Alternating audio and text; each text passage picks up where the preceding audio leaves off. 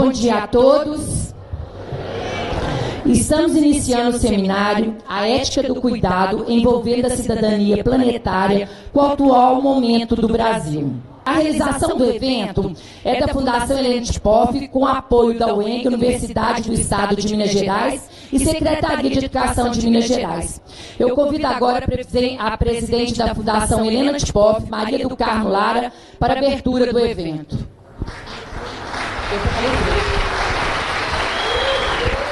Bom dia. Eu não vou fazer cumprimentos, faço aqui os cumprimentos que a Carla acabou de dizer a todos e agradeço a todos e todas presentes para a gente ouvir uma pessoa especial. Todos nós ou já ouvimos ou já lemos livros ou já ouvimos falar sobre o Leonardo Boff. Eu estou aqui para dar boas-vindas a todos, alunos das escolas, da UENG, funcionários, para dizer a vocês que é com muita alegria, Leonardo Boff, que nós te recebemos aqui. Você que sempre foi disponível de estar aqui conosco na região metropolitana em vários momentos, e nesse momento especial que o Brasil está passando, ouvir você, pensar com você, refletir com você, vai nos ajudar muito. Muito obrigado, seja bem-vindo na Casa de Helena, que é uma casa que pensa a educação, que é uma casa que pensa a realidade, como Dona Helena Tchipov pensou há mais de 60 anos atrás. Muito obrigado, Leonardo Boff, e muito obrigado a vocês, e um bom encontro para nós. Eu convido agora a professora Tatiana Maciel, diretora da UENG, para falar aqui.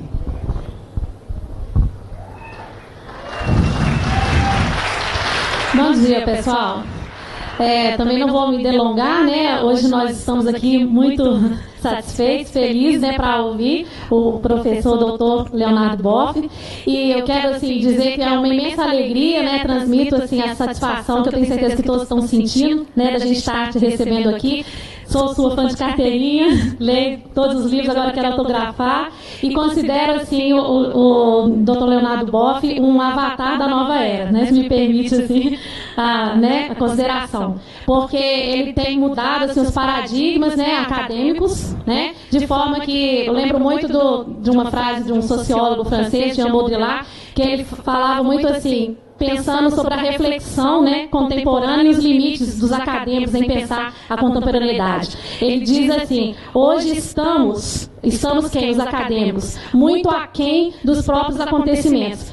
Nesse caso específico, eu digo que é o contrário, com o Dr. Leonardo Boff, porque ele, desde, né, há décadas atrás, já pensou antes dos acontecimentos. Então, seus conceitos, suas reflexões, elas realmente nos colocam na base aí de se pensar esse novo milênio, né, todas as circunstâncias, inclusive envolvendo aí uma transdisciplinaridade, né, da política com a ética, né, com a educação ambiental. Então é isso, estamos aqui muito satisfeitos, que bom que estamos todos reunidos aqui para ouvi-lo. E convidamos para representar o município de Ibirité o senhor Paulo Teles, vice-prefeito.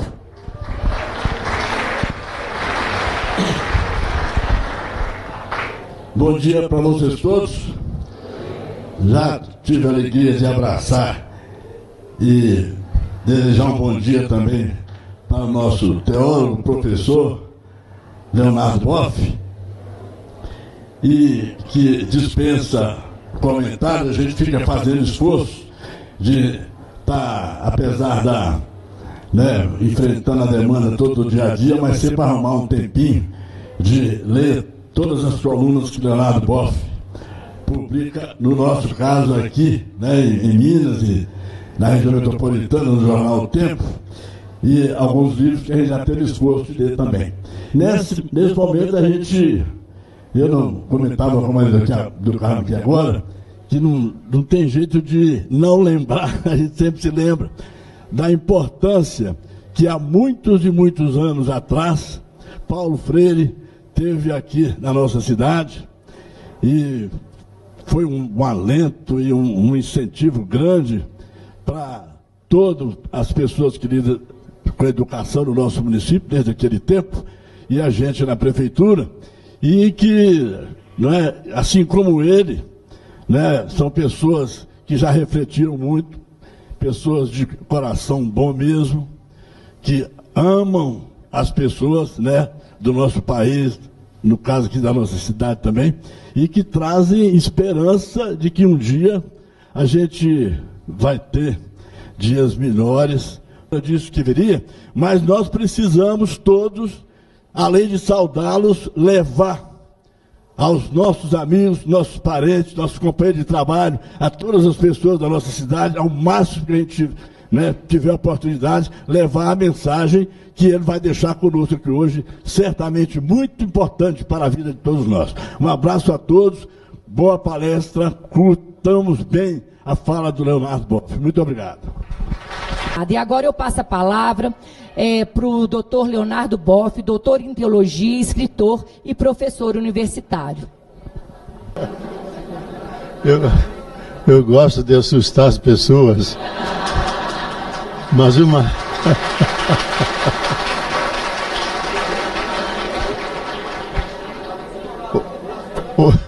o pior que uma vez lá em Recife fui assustar e caí mesmo, sabe?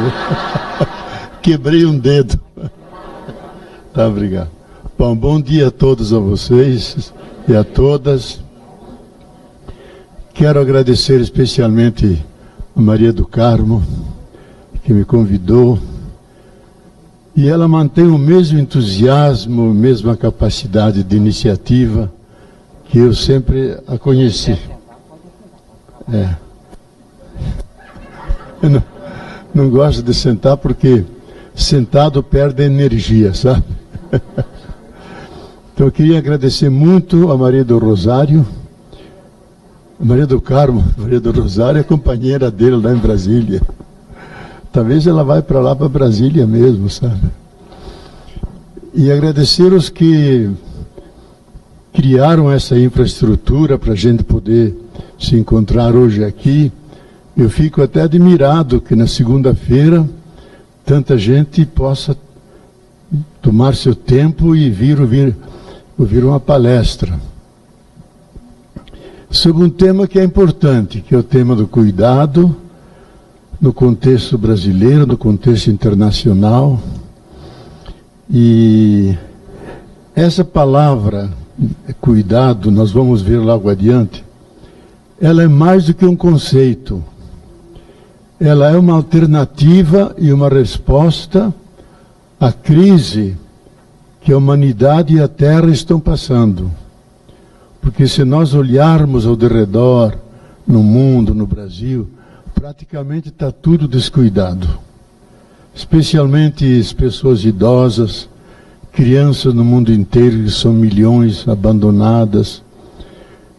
E a própria natureza, a mãe terra, os ecossistemas, as águas. Então, se nós quisermos ter algum futuro, nós precisamos resgatar uma ética do cuidado. Há dois documentos importantes da reflexão ecológica moderna. Um que é a Carta da Terra, eu participei na sua elaboração, e outro a encíclica do Papa, que leva como subtítulo sobre o cuidado da casa comum. E a Carta da Terra também tem como eixo estruturador o cuidado. Inclusive a primeira frase da Carta da Terra, a Carta da Terra é um documento que surgiu a partir da ONU, mais de uma consulta em toda a humanidade, para saber que valores e princípios nós devemos viver para salvar a casa comum e garantir um futuro à nossa civilização. Então Mikhail Gorbachev, que era primeiro-ministro da Rússia, articulou um grupo. Eu entrei junto com Mercedes Sosa, da parte da América Latina. Consultamos praticamente o mundo inteiro. E depois a carta do Papa sobre a encíclica, que foi um pedido nosso, de teólogos latino-americanos, que ele pensasse bem nisso, que o grande problema não é a igreja, não é a reforma da cúria, não é a questão dos pedófilos, embora seja um crime, mas o grande problema que ele devia se ocupar é como as igrejas, os caminhos espirituais e o próprio Papa podiam se empenhar para criar as condições de salvar a vida no planeta e garantir um futuro à nossa civilização. Então, que colaboração as ciências, as igrejas podem dar a essa ameaça que pesa sobre a nossa casa comum? Então, a primeira frase da Carta da Terra diz o seguinte: estamos em um momento crítico da história da humanidade, num momento em que nós todos devemos fazer uma escolha, e a escolha é essa: ou cuidar uns dos outros e cuidar da terra, ou assistir à nossa destruição e à destruição da diversidade da vida. Veja, é uma frase apocalíptica, primeira frase do documento. O documento é pequeno, vocês podem baixar na internet. Então, dos 23 membros que havia, mais da metade dizia: bom, nós não podemos assustar a humanidade. Por outro lado, devemos ser verdadeiros. E mandamos essa afirmação às 3 maiores instituições científicas, que é o MIT dos Estados Unidos, que é a Real Academia de Londres e que é o Instituto Max Planck da Alemanha, que estão os grandes cientistas que trabalham a física quântica e as energias nucleares, etc. Depois de 2 meses, mais ou menos, essas 3 entidades responderam com os dados que nós temos nos nossos grandes computadores sobre o estado da Terra. Vocês não só podem, vocês devem dizer isso. Devem dizer para alertar a humanidade, especialmente aqueles que decidem os caminhos dos povos, alertá-los para os riscos que pesam sobre o nosso futuro. E aí entra a palavra cuidado, como vocês veem. Como cuidar uns dos outros? Cuidar da casa comum? Caso contrário, podemos ir ao encontro do pior. Então, a palavra cuidado, ela é mais do que uma palavra. Ela significa, para dizer uma linguagem mais técnica, ela significa um paradigma. Paradigma significa um conjunto de ideias, de sonhos, de valores, de iniciativas, de formas de organização, de instituições, que tem como cuidado a categoria-chave, mediante a qual nós podemos recriar um equilíbrio novo no planeta Terra, cuidando de tudo o que ela contém e assim garantir um futuro para nós, que é um futuro comum, Terra e humanidade. Então aí o cuidado começa a ganhar muito valor e entrou em todos os grandes documentos, inclusive substituindo a palavra-chave que está em todos os governos e grandes projetos mundiais, que é o desenvolvimento sustentável. Se nós não cuidarmos o desenvolvimento que é necessário para atender às demandas humanas, nós temos que ter desenvolvimento. Mas se nós não cuidarmos, é um desenvolvimento destrutivo dos ecossistemas, das relações sociais, criando, por um lado, grande riqueza, por outro lado, imensa pobreza, e em vez de cuidar, favorece o descuido crescente ao ponto de ameaçar efetivamente o nosso futuro. Então eu vejo que há dois grandes problemas que nós precisamos conscientizar, porque eles estão presentes aí. O primeiro problema é a questão da insustentabilidade da terra. O que significa isso? Significa que nós exploramos tanto os bens e serviços da terra, os assim chamados recursos. Os indígenas falam as bondades da natureza. Nós exploramos de tal maneira, de forma tão profunda, que a terra se esgotou. Ela chegou a um limite que a gente chama de sobrecarga da terra. Efetivamente, no dia 2 de setembro desse ano, foi publicado uma vez mais, a cada 2 anos eles publicam isso, o termo da sobrecarga da terra. Significa que no estoque de bens e serviços, de água, de solo, de sementes, de alimentos, de climas estabilizados, de 1000 elementos que são importantes da vida. Esses elementos estão sendo ameaçados, a tal ponto que a Terra tem dificuldade em se autorreproduzir. No dia 2 de setembro desse ano foram dados os resultados dessa consulta, dizendo que nós acabamos com todas as reservas que a Terra tinha para nós. Na despensa da Terra não existe mais nada. E se nós quisermos manter o nível de consumo, especialmente os países ricos, Estados Unidos, Europa, Japão, se nós quisermos manter esse nível de consumo suntuário, perdulário, nós vamos arrancar violentamente da terra aquilo que ela quase não tem mais. Então a terra vai ficando cada vez mais fraca, até ela mostrar que está doente. E o aquecimento global é a demonstração, é a febre que a Terra tem, para mostrar que ela chegou a um ponto crítico. A gente sabe que a febre não é uma doença. A febre aponta para uma doença. Então, quando analisaram isso, se deram conta que a doença da Terra depende do tipo de relação que nós estamos tendo com a natureza.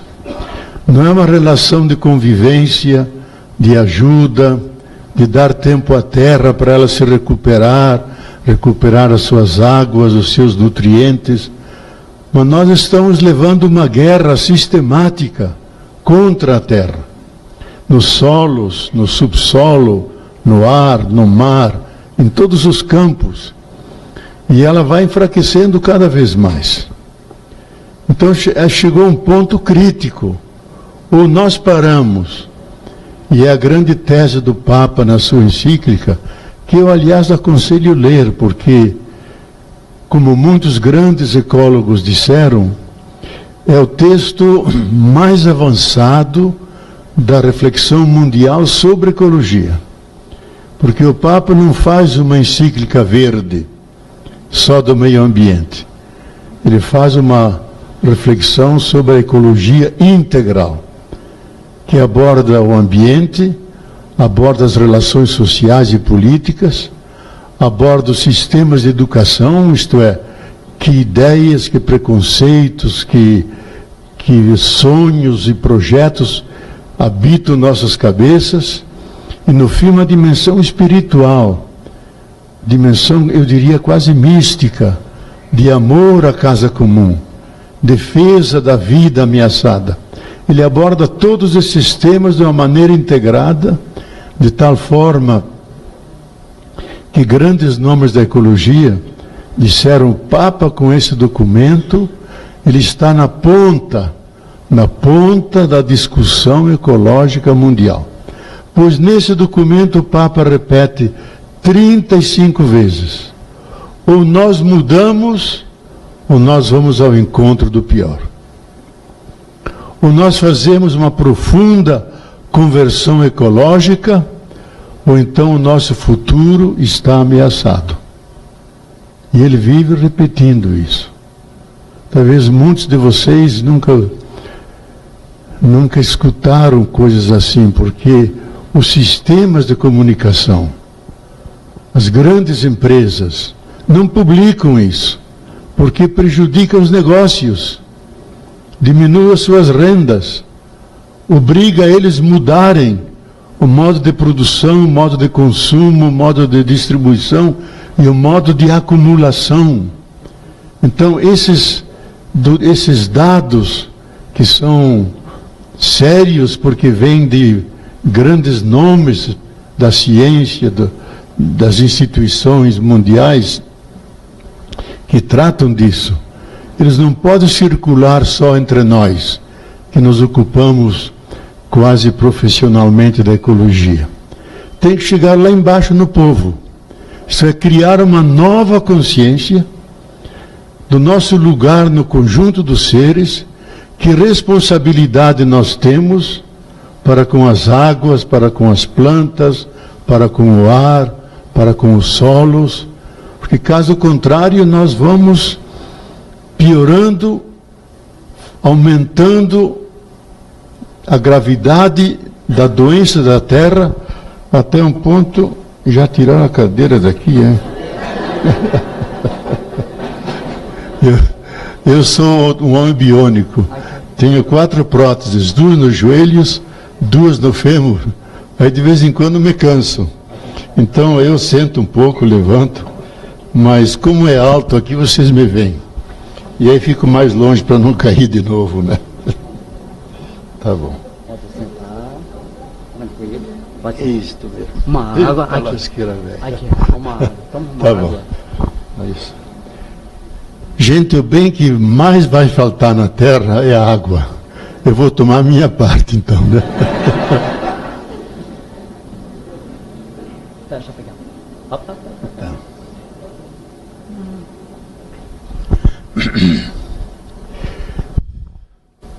Esse grande físico, talvez o maior físico vivo hoje, Stephen Hawking, esse que escreveu Breve História do Tempo.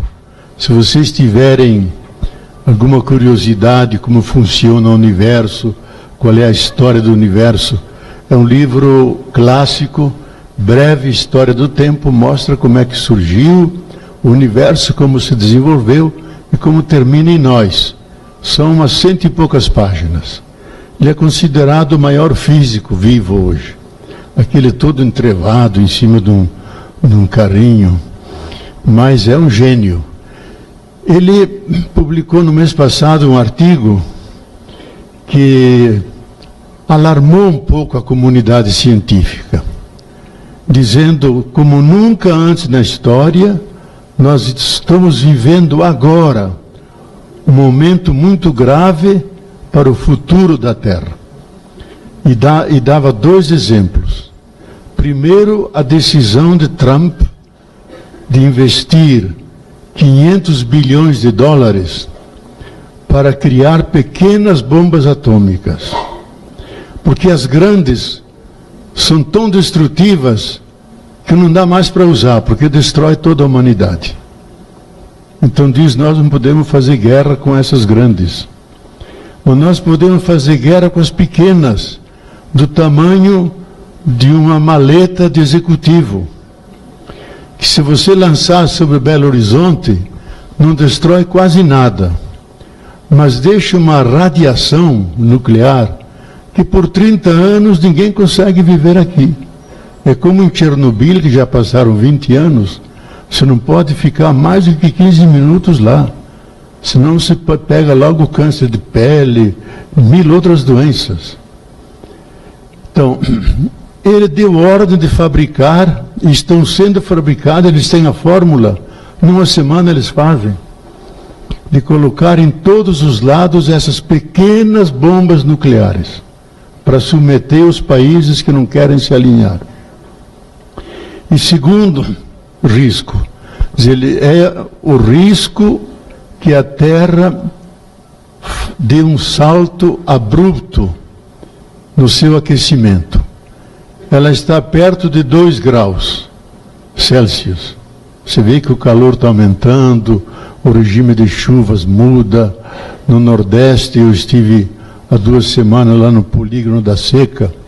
Estive de propósito, porque nenhum teólogo, nenhum padre vai para lá. Eu digo, nós temos que ir lá para apoiar aquele povo. 6 anos que não cai uma gota d'água. 6 anos. Você vê aquela região, a terra branca, desolada, tudo destruído. E se não tivesse aquele plano, que sorte que esse atual governo ilegítimo manteve, a Bolsa Família e as reservas de água que os caminhões passam e tem aquelas grandes reservatórios de água, eles teriam assaltado as cidades para não morrer de fome. Mas estão lá parados. Então o que diz Stephen Hawking? Diz, olha, há o risco de que a Terra, e todos os sinais estão indicando, que ela vai dar um salto, que chama o aquecimento abrupto, que de quase 2 graus ela pula nos próximos 4, 5 anos para 4, 5 e 6 graus Celsius. E aí dizem, com essa temperatura, os seres que nós conhecemos, seres vivos, plantas, animais, seres humanos, não vão subsistir. Porque ou não conseguem se adaptar a esse calor, então morrem, ou não conseguem evitar os efeitos danosos sobre as plantações, sobre a pele, sobre a saúde. E o ser humano que tem tecnologia e ciência pode criar portos de salvação, pode criar regiões em que ele pode se acolher e se esconder, mas grande parte da humanidade corre o risco de desaparecer. Bom, a gente escutando uma pessoa séria como ele, que vive pesquisando e tudo, ficamos perplexos. Nós estamos diante de situações graves que é importante que falemos delas, porque podemos chegar atrasados.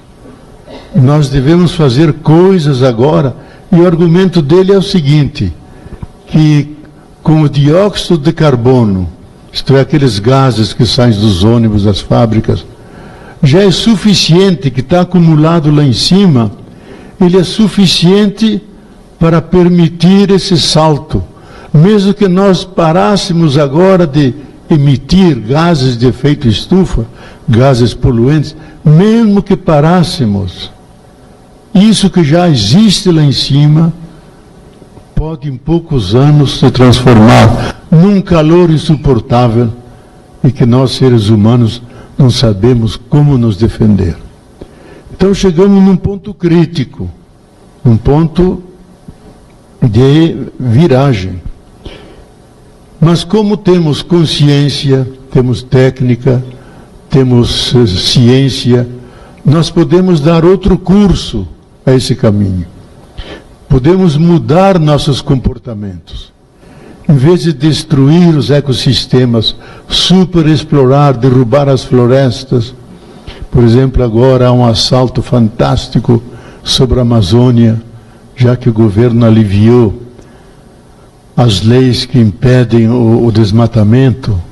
Há um desmatamento fantástico em cima da floresta amazônica para plantarem soja ou então colocarem gado. E vocês sabem que isso é extremamente perigoso, porque cada árvore que tem uma copa de 10 metros, ela emite por dia 100 litros de umidade, que são chamados rios volantes. 100 litros de umidade que caem no cerrado e vem até o sul do Brasil. Agora, o cerrado é a grande caixa d'água de quase todos os rios brasileiros, desde o Tocantins, o Araguaia, o São Francisco. E o cerrado, que parece uma savana, aquelas árvores retorcidas, é uma Amazônia ao contrário. Uma Amazônia que cresce para baixo. As raízes vão de 5, 10, 15 metros para baixo. Então, aqueles rios volantes caem lá, a água penetra e alimenta as águas subterrâneas que formam os rios. Ocorre que estão devastando toda a parte do cerrado, cortando aquelas plantas, plantando soja, plantando girassol, cujas raízes são de 5, 7 centímetros. Então a água vem e escorre, não desce lá para baixo.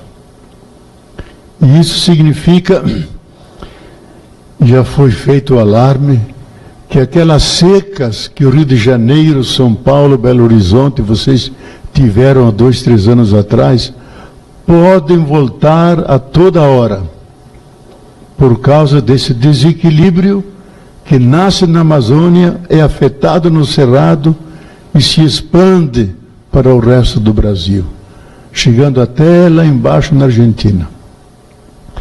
Então, esse é um quadro que nos faz pensar e despertar em nós uma ética do cuidado, uma ética da corresponsabilidade, estabelecer uma nova relação com a terra. Porque a relação que nós tínhamos hoje é uma relação de depredação, de extrair o mais que pode, devastando as plantas, os solos. Veja, só os solos são jogados, o Brasil é o que mais usa agrotóxicos, 780 milhões de litros por ano, que são jogados no solo, para garantir o crescimento da soja, da cana, de outros produtos. Só que o solo garante a sua fertilidade, porque ele é habitado por bilhões, trilhões, quatrilhões de micro-organismos. O maior biólogo vivo, Eduardo Wilson, que criou a palavra biodiversidade.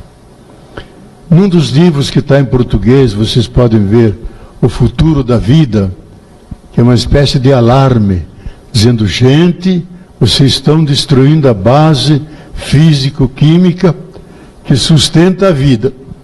Lá no livro ele diz, se você pega um punhado de chão de 100 gramas de terra e colocar isso debaixo de um grande microscópio quântico, os novos microscópios, você descobre 10 milhões de micro-organismos, que são fungos, bactérias e vírus, de 10.000 espécies diferentes. Então a Terra é viva. O Papa fala na sua encíclica, são os trabalhadores anônimos, que estão lá embaixo e garantem a fertilidade, fazem que cresçam as plantas, as flores, a diversidade das coisas. Nós jogando agrotóxico em cima, os matamos. E tornamos lentamente a terra morta, estéril. Porque perdeu os trabalhadores anônimos. E vejam que muitos desses agrotóxicos, que são proibidos lá fora, estão sendo usados no Brasil. Porque as grandes empresas não respeitam as leis brasileiras. Então, esse é um quadro que eu pintei, que é um pouco dramático, para ressaltar a importância do cuidado. E há uma tradição filosófica que vem lá dos romanos, passando depois na Idade Média, chegando até os tempos modernos, especialmente o maior filósofo do século passado, que foi o alemão Martin Heidegger. O famoso livro dele, Ser e Tempo. O miolo, a parte central do livro, ele se pergunta, quem é o ser humano? Qual é a essência do ser humano? E aí ele diz, a essência do ser humano não é nem a inteligência, nem o espírito, nem a liberdade. A essência do ser humano é o cuidado. Porque se não houvesse cuidado de todos os elementos que antecedem o surgimento da vida, a vida nunca teria surgido. Se nossas mães não tivessem todo aquele cuidado dos seus elementos na sua gestação, que são extremamente complexos, a vida não nasceria. E acrescenta mais: nós todos que estamos aqui somos filhos e filhas do infinito cuidado de nossas mães, que nos acolheram, porque se nos tivessem abandonado no berço, nós não saberíamos como deixar o berço e buscar nosso alimento. Morreríamos no máximo em 2, 3 dias. Então nós só estamos aqui porque alguém cuidou de nós. E não só cuidou no nascimento, cuida ao largo de toda a vida, de tal forma que cada ser humano, cada um de nós, feito de cuidado, tem 2 exigências. Ele sente necessidade de cuidar do outro, cuidar da sua criança, cuidar do seu marido, cuidar da sua esposa, cuidar que funcione a casa com a despensa necessária, cuidar dos vizinhos, cuidar da saúde, cuidar da escola, cuidar quando atravessa a rua. O cuidado é essencial. E ao mesmo tempo o cuidado, ele é o antecipador dos valores éticos das nossas ações. Se a nossa ação que nós vamos fazer é boa, ou é uma ação que vai fazer mal aos outros. Então, se a gente faz com cuidado as coisas dão certo. Se a gente faz de forma descuidada, elas podem não dar certo e podem ter consequências extremamente negativas. Isso é muito especial para a nova tecnologia, assim chamada biotecnologia. Essas ciências de ponta, que trabalha com micro-organismos, com robôs, inclusive com armas tecnológicas. Se nós errarmos ali alguma fórmula, poderá ter consequências fantásticas. E hoje existe isso. Aliás, um dos pontos desse investimento de 500 bilhões de dólares de Trump, não é só fazer bombas pequenas, é organizar a guerra cibernética. Você criar hackers, que você, de vários lugares, não só do Brasil, mas pode ser da Sibéria, pode ser lá do Patagônia, eles articulados, esses hackers, eles podem entrar no sistema de Belo Horizonte e de repente para toda a luz, param todos os ônibus, não tem mais água, não tem mais nenhuma comunicação, celulares não funcionam, tudo para. E a cidade pode ficar 3, 4 dias debaixo da escuridão. Porque um hacker entrou naquele sistema e já fizeram um teste disso. Criaram um hacker. Eles queriam destruir o Irã, que estava fazendo a sua arma, sua bomba atômica. Então, Israel, junto com os Estados Unidos, criaram um hacker, um dispositivo, que entrou naquelas usinas que fabricavam urânio e fez que elas corressem com mais velocidade ao ponto de racharem. E aí começou a vazar elemento radioativo, tiveram que parar, destruíram o projeto deles. Já treinaram isso. Então, diz, a guerra futura não será mais com bombas, porque elas são demasiadamente destrutivas, mata todo mundo, não sobra ninguém para contar a história, mas nós podemos fazer guerras cibernéticas. Um avião que quer levantar voo não consegue. Você quer agilizar uma pequena bomba nuclear, ela não funciona, porque o hacker está lá dentro. E é difícil identificar quando são muitos, dezenas de computadores distribuídos em não sei quantos países que simultaneamente largam esse hacker. E agora estão descobrindo que exatamente isso foi usado na articulação Putin e Trump para vencer a Hillary. Usaram hackers, inventando falsas notícias, roubando documentação dela, destruindo toda a sua campanha. Acabou perdendo, quando era tudo seguro que ia ganhar. Por isso, os dois arqui-inimigos, Rússia e Putin, ficaram amigos. E a nova Guerra Fria não é entre Rússia e Estados Unidos. A nova Guerra Fria é entre Estados Unidos e China. Porque a China é a maior potência econômica do mundo mundial. No ano que vem ela vai passar os Estados Unidos. Vai ser o país mais poderoso do mundo. E grande parte dos negócios, das decisões econômico-políticas, não vão acontecer no Ocidente, no Atlântico, vão acontecer no Pacífico. Uns 2, 3 anos atrás, o Frei Beto e eu falamos com o cardeal de Hong Kong. E ele falou: o centro da humanidade, das grandes decisões econômicas políticas, vão estar aqui na Ásia, com a China, com os tigres, com a Coreia, com o Japão. Aqui estão os grandes capitais, o grande novo poder. E só existem 2% de cristãos, católicos, evangélicos e outros. E nós não estamos presentes aí. Quando deveríamos estar presentes, porque estamos interessados em salvar a vida humana, em nome de Deus e de Jesus Cristo. E nós não estamos. São outras religiões. Por isso que ele diz que os futuros papas devem vir do nosso lado, do Grande Sul.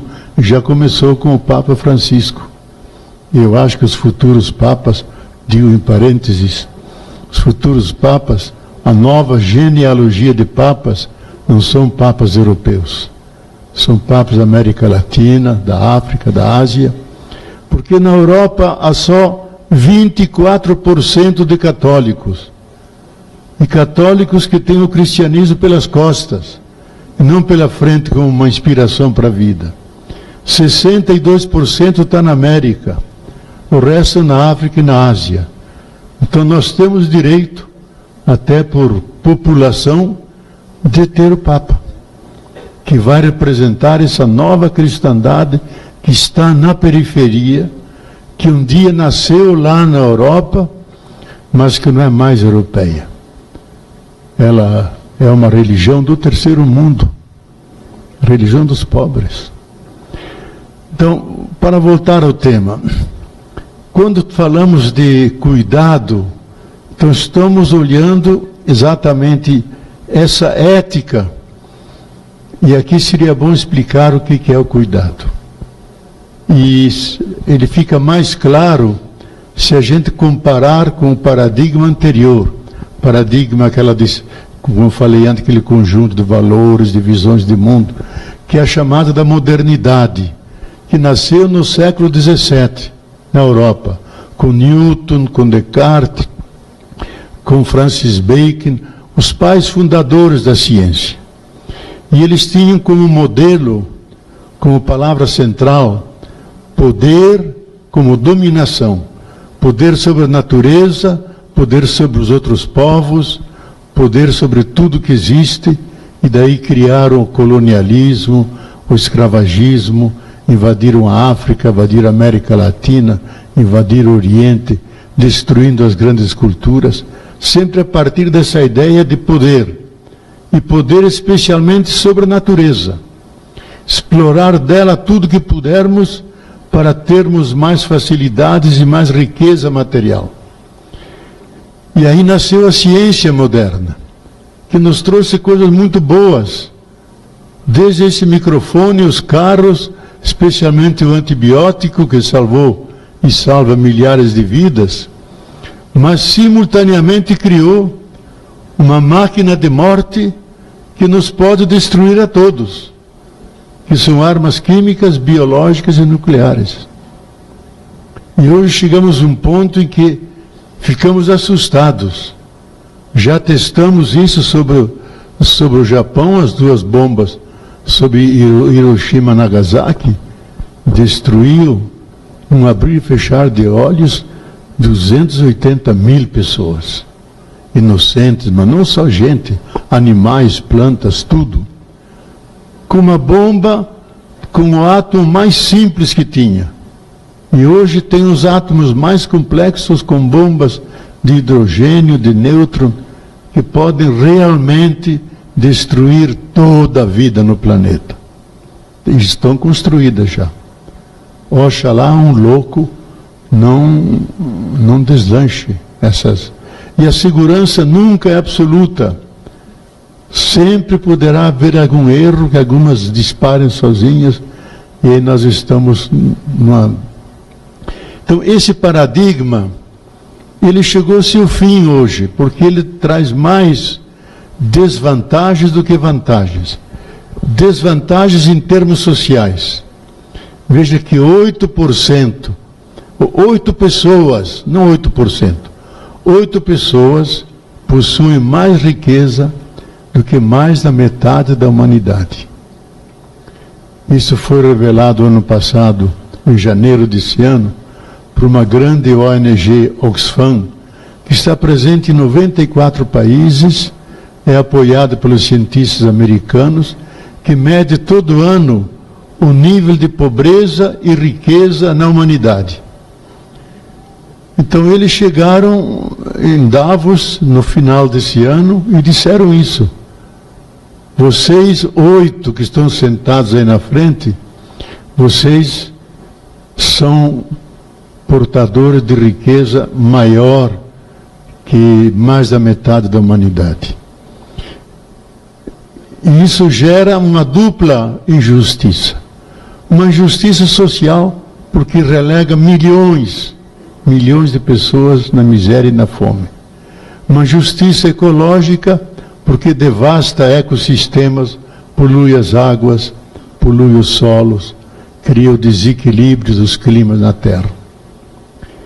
E mesmo no Brasil, os dados que saíram há pouco tempo mostravam que 100 famílias, 100 grupos, possuem mais da metade do PIB brasileiro. E o número exato mesmo foi levantado pelo IPEA, aquele Instituto de Economia Aplicada, e o presidente era Gessé Souza, um grande nome da sociologia, que foi logo demitido por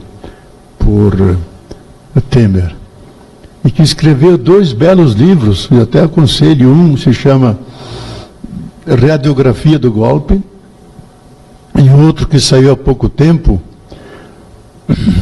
com o título As Elites do Atraso, da escravidão ao Lava Jato, onde ele desmonta o projeto que está ali, que é um projeto de repassar a riqueza do país e do povo para essas famílias.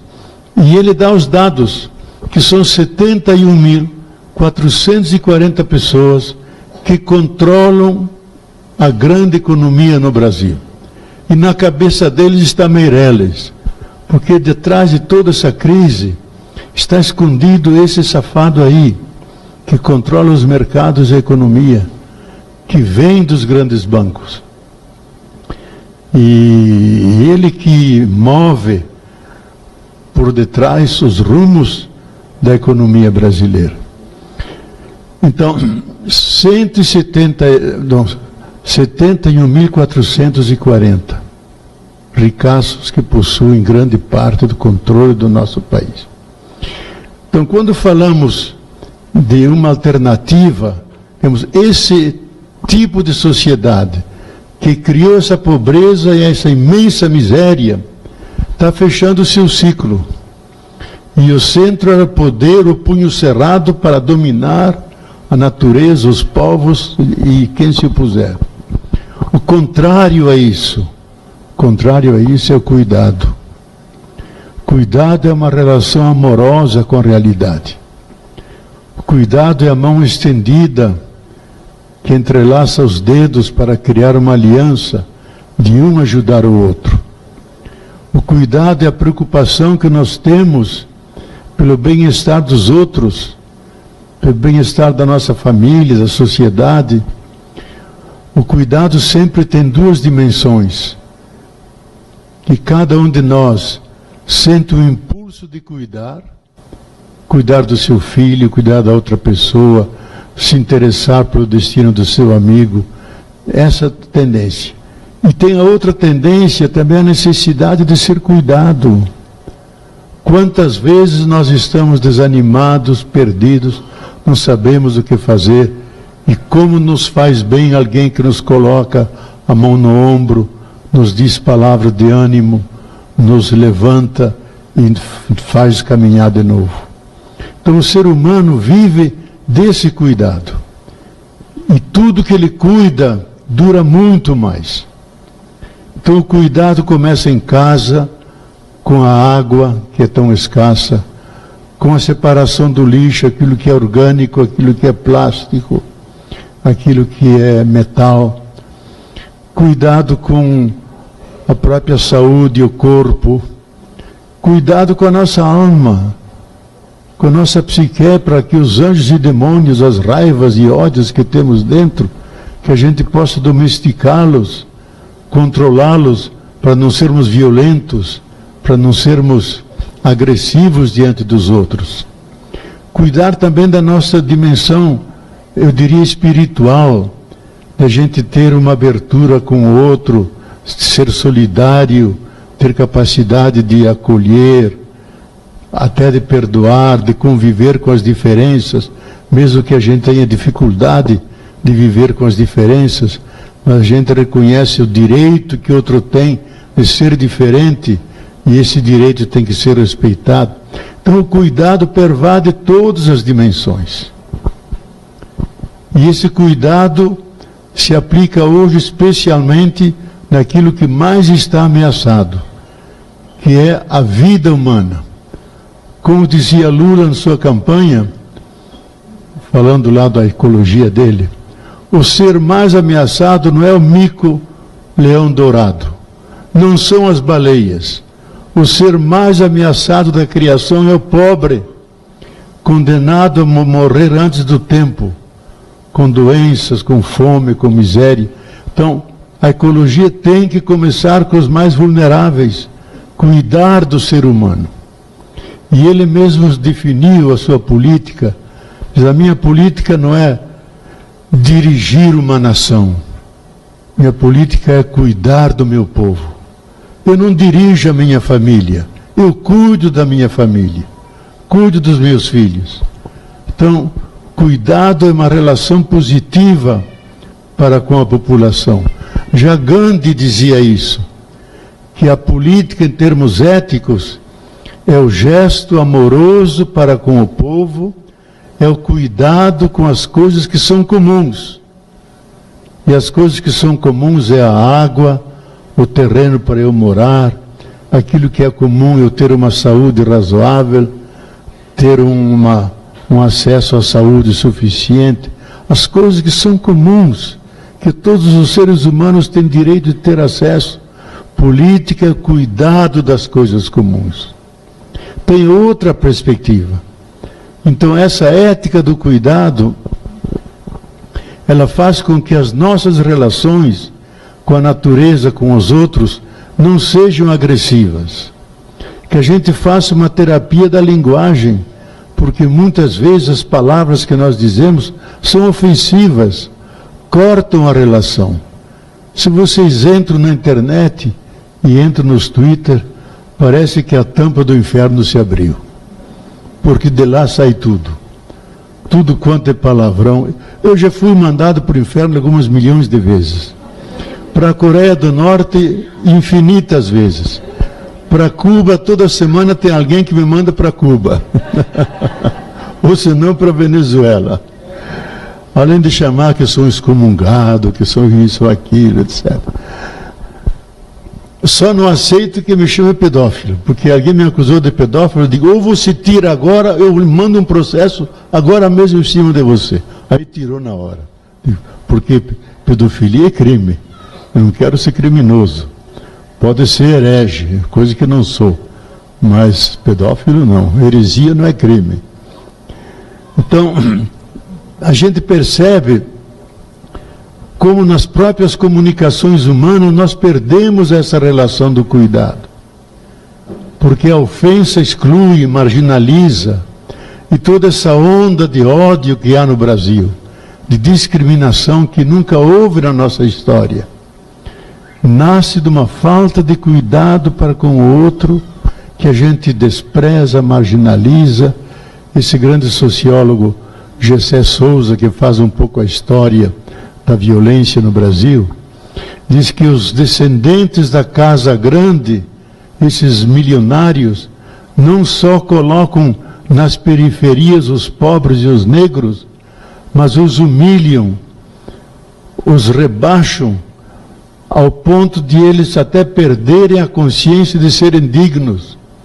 Então não basta marginalizá-los, tem que castigá-los. E veja que nós somos 63% de afrodescendentes.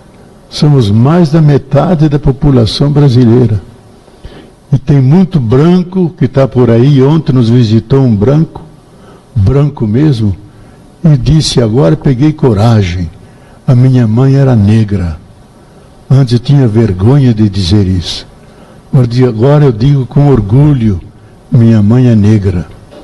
Então, resgatar as pessoas humanas, não pela cor da pele, que são todos irmãos e irmãs, temos a mesma casa comum que é a terra.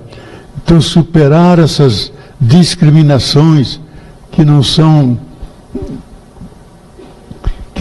humanizam o ser humano, mas que faz que o cuidado se rompa e a gente se dispense de ajudar aqueles que precisam, que são mais vulneráveis.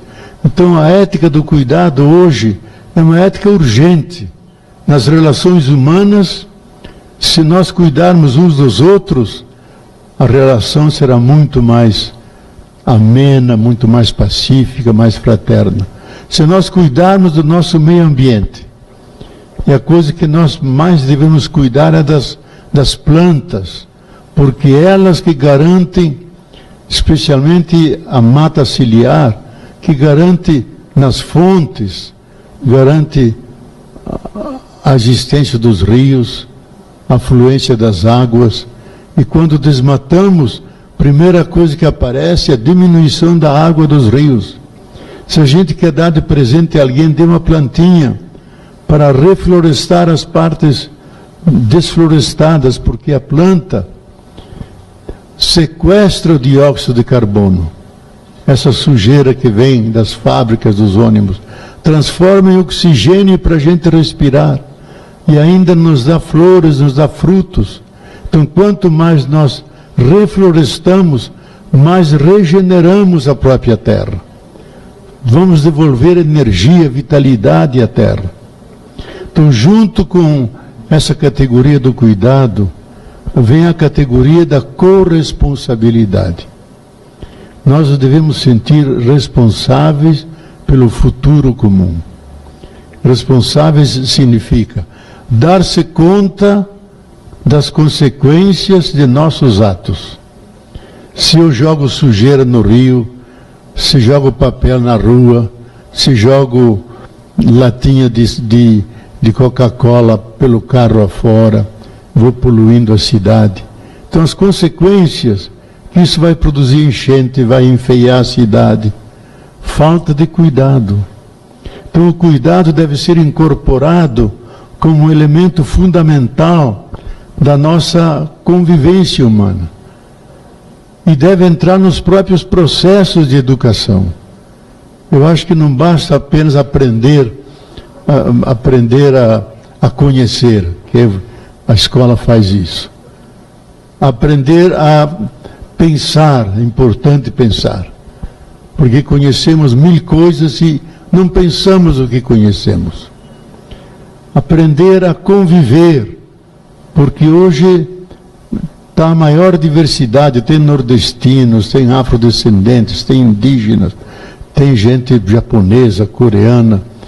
O Brasil é feito O povo brasileiro é feito de 60 povos diferentes que mandaram representantes aqui. Então é um povo pluridiverso.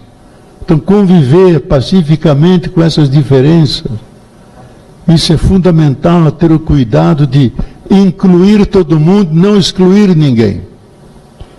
Então aprender a conviver, aprender a viver. Viver é construir a sua identidade como cidadão, uma pessoa livre, que tem um projeto de vida.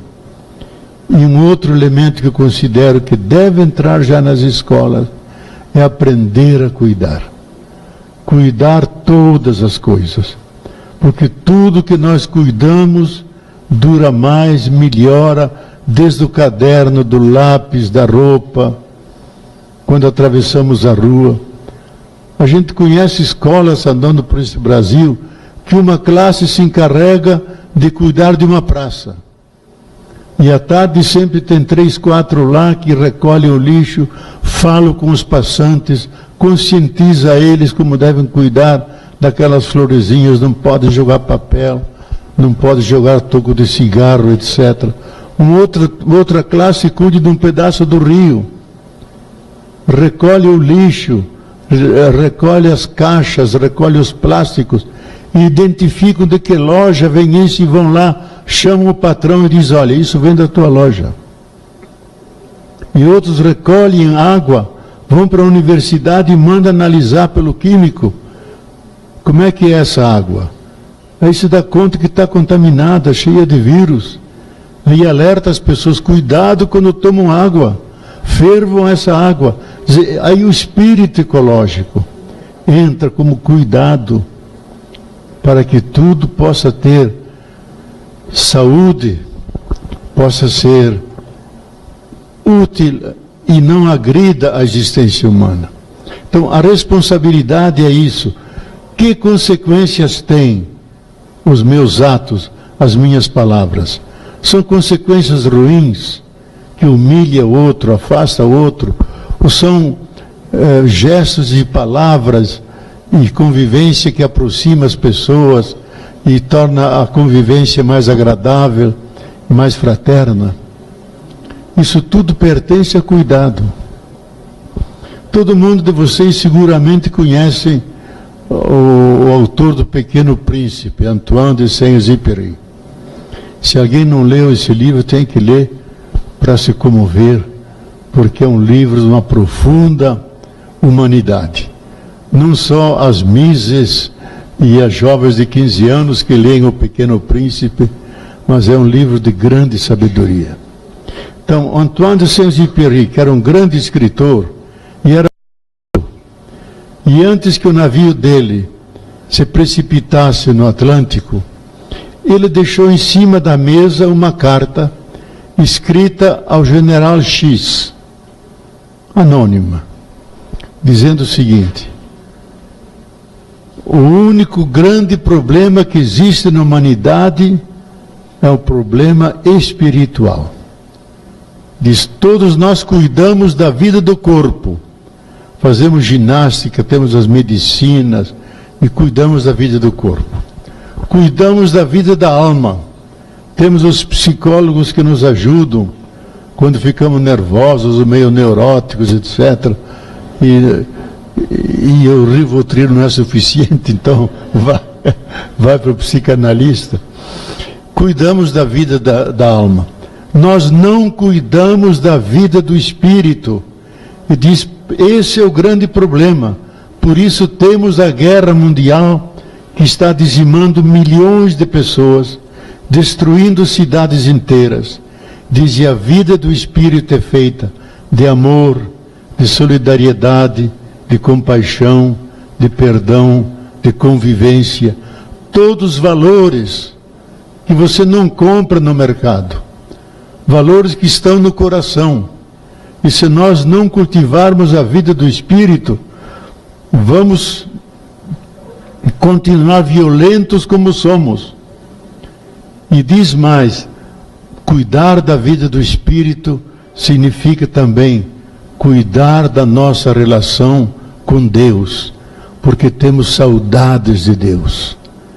Deus é aquela última referência que responde pelo destino último do ser humano, que responde qual é o sentido da nossa vida, por que estamos aqui, o que podemos esperar depois da morte. Um Deus amoroso, como Jesus o prega, cheio de misericórdia, e nós sentindo-nos na palma da mão de Deus, protegidos por Ele. Então, cultivar a vida do Espírito é cultivar esses valores que nos tornam cada vez mais humanos, mais sensíveis, mais solidários, mais próximos do outro, porque nós não cultivamos a vida do Espírito, temos continuamente conflitos, guerras, assassinatos, mortes, sequestros. Vida do Espírito. Então pertence ao cuidado, cuidar não só do corpo, da alma, cuidar dessa coisa profunda, que é o espírito humano, que é a nossa dimensão do profundo, onde estão as grandes questões. De onde venho? Para onde vou? O que posso esperar depois dessa vida? Por que eu choro quando morre um ente querido? Por que fico irritado quando sou traído pelo amigo? São as dimensões espirituais que o ser humano deve cultivar para ser plenamente humano. Então, junto com a ética do cuidado, vem também essa dimensão espiritual. Eu não acredito numa mudança do mundo sem uma mudança espiritual, que significa novos valores, valores que não são econômicos, valores intangíveis, que você não compra, mas que estão dentro do coração. E para isso nós temos que desenvolver, além da inteligência intelectual, essa que nós temos aqui e que desenvolvemos nas escolas, nas universidades, nós temos que resgatar a inteligência cordial, a inteligência sensível, que é a inteligência do coração, que nos faz mais próximos uns dos outros. A gente sabe que a inteligência emocional, inteligência cordial, ela está ligada ao cérebro límbico. O cérebro límbico surgiu há 220 milhões de anos atrás, quando surgiram os mamíferos. O mamífero, quando dá à luz à sua cria, ele protege, lambe, ama, defende. Nós não somos animais racionais, somos mamíferos racionais, que cuidamos, amamos. Então, no coração está a sede da bondade, do amor, da simpatia, da ética. Então, nós temos que completar a inteligência intelectual com a inteligência espiritual. E aí sim temos uma visão mais completa do ser humano, e isso faz com que todos nós possamos conviver numa sociedade que lentamente vai se dando conta que ela tem que mudar, porque assim como está, ela não pode continuar. Ela pode ir ao encontro de um grande cataclismo ecológico, social, que poderá dizimar milhares de pessoas. Quero terminar com uma frase de Santo Agostinho. Todos de nós estamos meio sem esperança, desamparados pela situação do Brasil, irritados com aquilo que acontece, de forma injusta contra os operários, contra os aposentados, contra tantos benefícios que foram conquistados com muito suor e com muito trabalho. Santo Agostinho, que era um grande bispo do norte da África, lá pelos anos 500, disse a seguinte frase que eu acho que vale para nós. Nós devemos viver de esperança. E a esperança tem duas belas irmãs, a irmã indignação e a irmã coragem. Devemos nos indignar contra as coisas ruins que estão acontecendo, não aceitá-las, criticá-las, indignar-nos, mas não basta a indignação.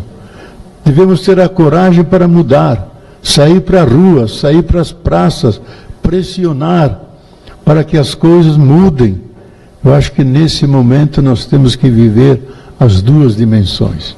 a indignação contra tanta coisa ruim que é feita contra o povo, mas ao mesmo tempo a coragem de a gente fazer alguma coisa, participar dos movimentos, para ver se mudamos o rumo dessa história e ela seja um Brasil que inclua todo mundo e não exclua, que produza mais igualdade, onde nós possamos viver num país que pode ser, como Darcy Ribeiro dizia, a Roma dos trópicos, não a Roma imperial que domina com exércitos, mas domina que se faz presente pela acolhida, pela alegria de viver, pela beleza da natureza. Então nós podemos lutar por essa pátria que queremos juntos criar e que está sendo sistemática, desmontada, internacionalizada, vendida. Nós não aceitamos, nos indignamos contra isso e, mais que tudo, ter a coragem, quando chegar o momento de a gente se manifestar para que isso mude e a gente possa tomar o caminho que beneficie as grandes maiorias do nosso povo. Muito obrigado.